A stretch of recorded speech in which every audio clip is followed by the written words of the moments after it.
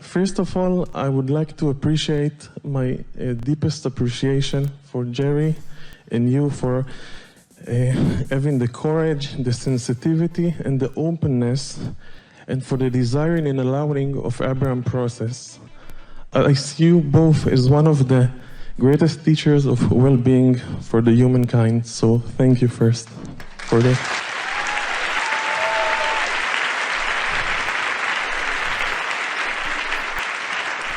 We are appreciating your appreciation, and we are all in this together. Yes, and you are do. the evoker of the expansion of this message. Do you get that? Do you Yes. know if it were not for the life that you are living and the questions that you are asking, that this expansion and clarity could not be? It is you who deserves the appreciation. Thank you.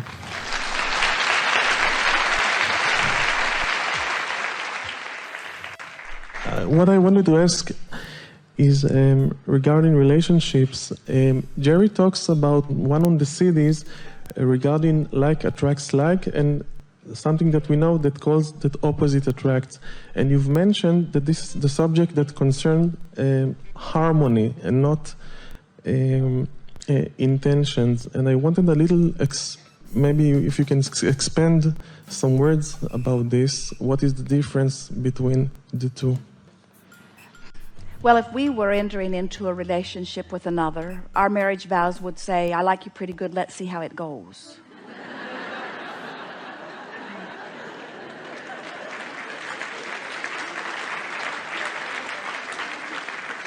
You see, this subject of relationships really speaks to what we were talking about already here, in that so often when you come together with another, usually in the beginning, you are each hoping for and looking for the best in one another.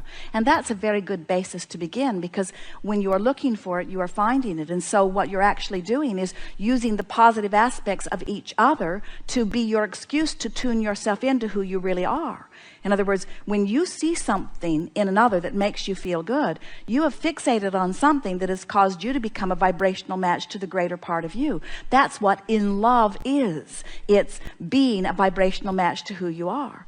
But so often people want to find approval or appreciation from each other, and in looking for it from each other, they forget about the vibrational alignment between who they are and who they really are. So we want to say to you that if you will let the relationship that matters most, far more than all other relationships put together, be the relationship between you and you, a really good thing to ask yourself on a really regular basis as you're involved in your interpersonal relationships. Let's say you're looking at someone and you don't like what you see, and you feel negative emotion because you've fixated on something that the source within you would never fixate on. Source within you is a lover. And when you see something that you are not loving, you're using that as your excuse to separate yourself from who you really are, and you're blaming that person.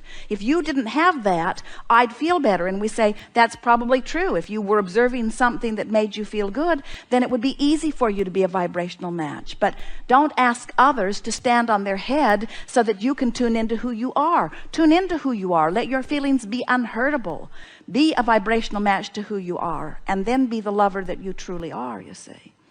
So there are two things that we would say on a regular basis in our quest for relationships of all kinds. The first is we would begin practicing when we feel positive emotion. We would say, what is it that I'm focused upon within you that I'm using as my excuse to tune into who I really am? Such a good statement. If we're feeling negative emotion, we would say, what is it that I'm focused upon in you that I'm using as my excuse to not be who I really am? Feel the power in that. If you say, your behavior makes me feel bad, you're totally disempowered. But if you say, what is it that I'm seeing in you? I could see other things because you are a multidimensional being with many aspects. But what is it that I'm seeing in you that has me separated because I'm not seeing you as the source within me is seeing you? The other statement is just that. Anytime you feel negative emotion, stop and say, I wonder how the source within me sees you. And if you're feeling negative emotion, you can know the source within you is seeing it differently, because negative emotion is your indicator that you're looking at something differently from who you really are. And it always means you've stepped back from who you are. It always means you're not up to speed with who you are. It always means you're not seeing this world in this moment through the eyes of source. You're instead seeing it through some disconnected, dependent vantage point where I need you to be different so that I can feel better. You are very hard on each other. You are very hard on each other as you need others to behave in certain ways. But when you let the relationship of all relationships be your relationship with your inner being, with the source within you, you tend to that first by practicing it all of the time. And before you know it, you'll be so tuned in, tapped in, turned on that you will see only positive aspects in others. We're visiting with a woman one day. She was discussing her ex-husband, who she had nothing good to say about. And we were encouraging her to have something good to say about him. In fact, we were encouraging that she begin making a list of positive aspects about him. And she said, "Oh, Abraham, I don't want to get back together with him. I don't even want to have lunch with him." And we said, "We're not trying to get you back together with him. We're trying to get you back together with you." In other words, you can't condemn another without separating yourself. And that's why you feel such strong emotions about so many people. You don't feel good and you think it's because of something that they are doing, you see. So there are so many wonderful relationships to be experienced. And when you get tuned into who you are first, and then you begin to move through your day looking for the best in others, before you know it, you'll be so tuned to the best in others and in the world that it will be a really rare experience when someone bumps up against you who's not a vibrational match to that well-being. Isn't it interesting to know that you have control over the behavior of all others? Now hear this. You have control over the behavior of all others as it relates to you, because you are evoking from everyone where your vibration is about them. So if you train your vibration into the best of them, then they must give it to you. That's what positive expectation is. That's what true upliftment is. Getting tuned into who they really are, you see. And if they're really vibrating in a different place than you are, law of attraction will not bring you to the same place. Even if you live in the same house, you'll zig and zag. You'll wake up at different times. You'll sort of have different thoughts. You'll go one way, the other will go another way. In other words, no problem at all.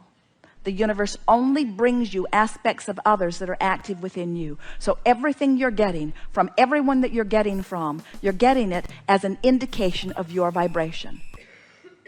Jerry and Esther's friend Mike on the camera made a button and gave it to them, and the button says, "Hi, I'm your vibrational indicator." So if someone's rude to you, they're your vibrational indicator. If someone's charming, they're your vibrational indicator. You only get back what you are giving out, you see. So it's really worthwhile training yourself into alignment with who you really are. Good to know, yes? Indeed. Good time for segmented refreshment. Thank you. We are complete.